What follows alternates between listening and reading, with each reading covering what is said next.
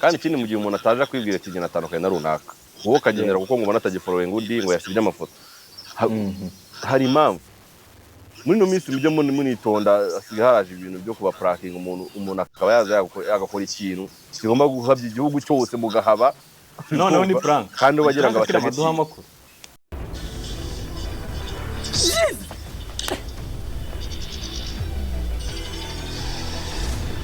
wasaze bakuze akunda usiga mu bihe bitari wa muhungu. Ababesto mwiriwe twiganirire abantu mwikunda ababesto ari we Titi Brown ndetse na Nyambo muze twiganirire. Titi muramuzi na Nyambo muramuzi. Umusore bagize batya baramufunga. Yibereye muri gereza Mageragere hafi imyaka 2 ndumva ishika iyo myaka yarageze rwose. Kubw'amahirwe kubw'Imana agize ate arafungurwa. Ariko yaziraga iki yuko ashobora kuba yararyamanye n'umwana udashyikije iki imyaka. Kubw'impuhwe z'Imana avamo. Araza tumwakirana urugwiro turamwishimira abantu bamwereka urukundo muramubona ari kumwe na Junior muramubona ari kwa Yago muramubona ari kumwe n'umuntu witwa Sabe mbese abantu benshi bamuhundagazaho iki urukundo abantu benshi bararumwereka kumbe yarasanzwe aziranye n'umuntu witwa nde Nyambo ariko nubwo bari baziranye akantu k'ubesto ntabwo kari kagize gate nta kari karimo bitunguranye hazi inkuru y'uko bitwa ngo nabaki n'ababesto. Ababesto barahitinze ababesto turabakunda ariko twe nk'abafana twifuza ko babiki biva ku babesto bikaba chérie chouchou bikaba girlfriend na boyfriend bikaba iki umugore n'umugabo. Twebwe ni ibyifuzo nk'abafana bibaye aho ninde uri kumwe na Nyambo ni Titi Brown ninde uri kumwe na Titi ni Nyambo ni bande bagiye ku mazi ku Gisenyi ni Nyambo na Titi n'ababesto ni bande bagiye gusura abarwayi muri CHK ni Nyambo na Titi ni bande bajyanye na Chita mu burasirazuba gusura abantu no kubafasha ni Nyambo na Titi n'ababesto.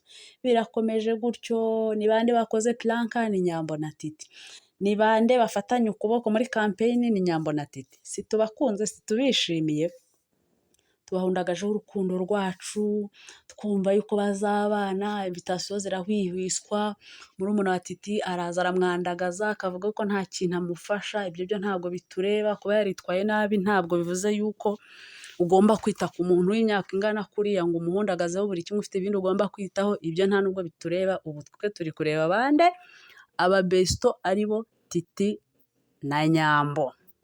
Ariko uriya murumuna wa Titi wakaza akavuga yuko Titi atamufasha atamuha ibyo akeneye ariko twibuka yuko arakuze nawe agomba kugira gute kwimenya.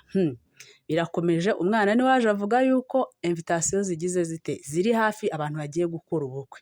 Murabyibuka tubona Titi na mama wa Nyambo muri Kigali ngo bari kumutembereza ibyo bivuyeho. Murabyibuka tubona Titi na Nyambo bagiye mu burasirazuba bajyanye na Chita abantu barahwihwisa ati urabibona yuko Nyambo yagiye kwerekana umukwe murabona yuko ibintu bikomeje kuba byiza kurutaho abantu baravuga urukundo ni rwogere tubishyuhamo turabyishimira tubiha umwanya wacu ariko nk'abantu babakunda nta kindi kintu twifuzaga nuko byava mu besto bikaba umugore n'umugabo.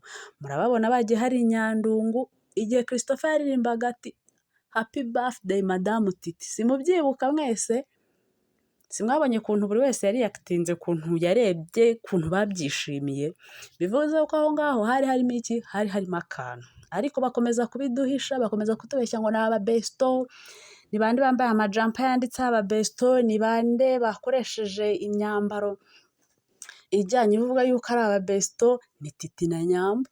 Turakomeza turabishimira ariko twebwe nk'abafana abantu babakunda tagite ni iyihe turashaka ko abantu baba umugore n'umugabo nta nyungu bidufitiye nta kamaro kuri twebwe ariko turashaka ko baba umugore n'umugabo.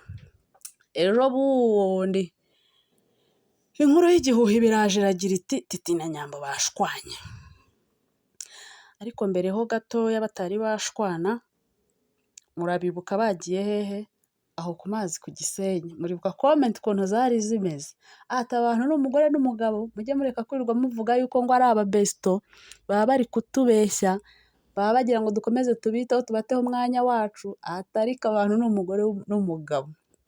Ese kuvuga ko abantu bagiye kogana muri pisine nibyo bivuga ko babaye umugore n'umugabo? Ibyo ntabwo ari cyo bisobanuye.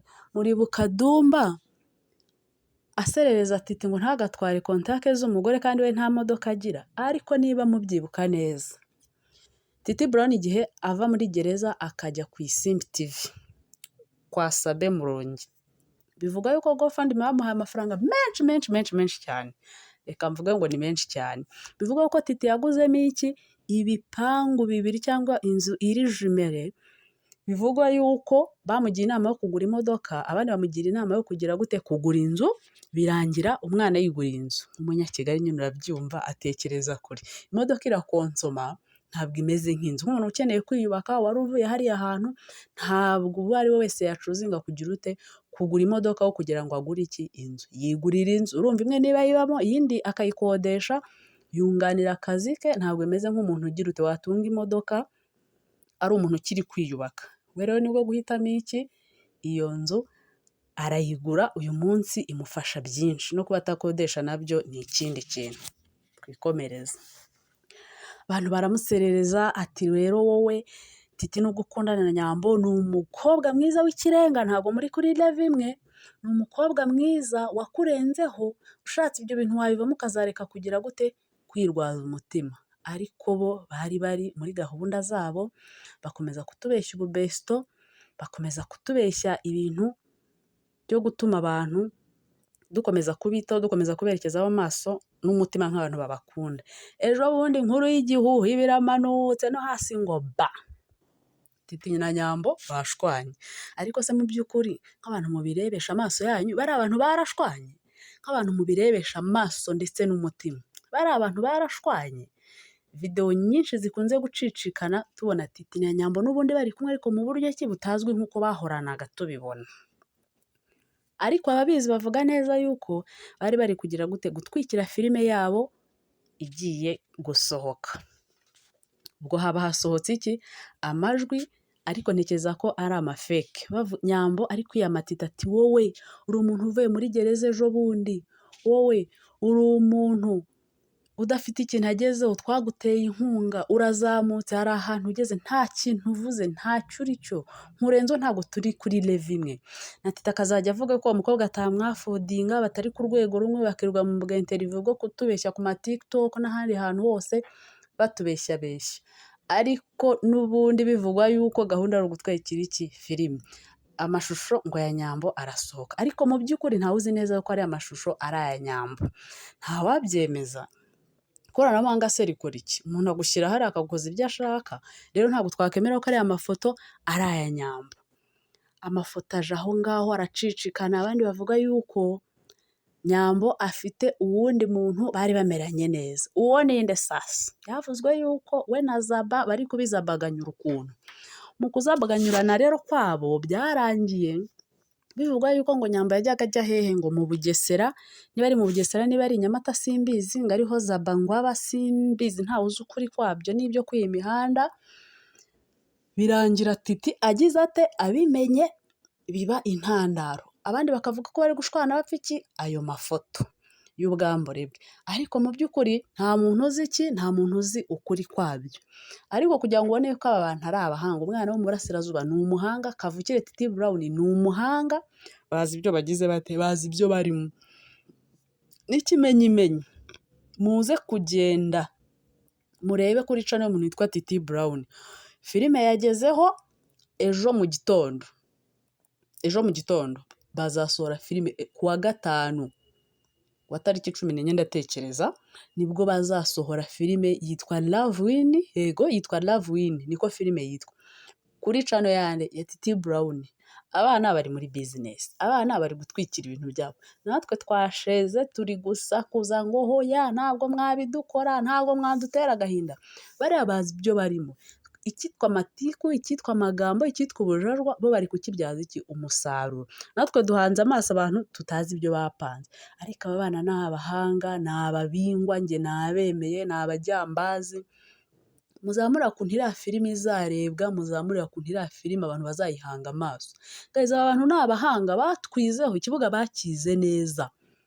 babona yuko Titi Brown atabyina gusa na filime yayibyaza umusaruro. Biriya ni ibintu umuntu yiga akabikunda akabikora. Byo kuvuga ngo ni impano y'umuntu biza buke buke umuntu akabikora. None ubwo ngubwo ko Titi azaba arimo ko ashobora kuzaba ari na main actor bizagenda gute? Twarihaye kubavuga ngo Titi ntashobotse, Nyambo ni indaya, yabonye atari ku rwego rwa Titi, cyane yuko Nyambo bivugwa yuko ikintu cyitwa aba diaspora bamuhoza ku nkeke, urukundo barumuhundagazaho. Ariko Nyambo yarebye umuntu yenda bari mu myaka imwe yumva aramwishimiye, yumva niwe bazahuza, yumva ntashaka yenda abo ngabo, ntashaka abantu batazi aho bari, kwizera umuntu uri kure yawe umugabane ku wundi, yumva Titi niwe yishimiye. Kandi usibye no kuvuga ngo ni prank baba badukina, aba bantu bari mu rukundo kuko ntibigeze bashwana. Ahubwo ibyo bakora ni ukugira ngo babibyaze iki? Babibyaze business, binjiza amafaranga nyine. Natwe turi aho ngaho dutegereje ngo abantu baranganye, barashwanye, ziriya prank zose ibyo byose bakora guys, mukore ku maso yanyu. Iriya ni ibihuha, bari kubabeshya.